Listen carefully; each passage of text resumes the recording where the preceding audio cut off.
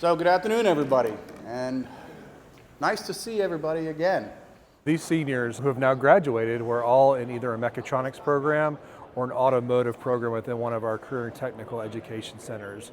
So that is a qualification to become one of BMW's Rising Scholars. We think that this state is going to be the advanced manufacturing state of the country, and you're part of that. What you've done, this journey that you've been on over the last year, has given you a competitive advantage, right? There were a lot of people that applied for these positions.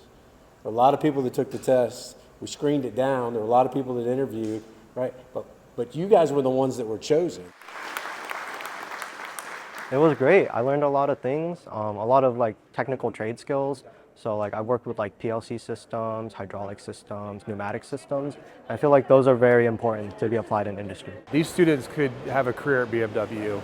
It's not just a work program that they're done, it is an opportunity for them to step into a long-term career at BMW. They could retire with BMW through this pathway.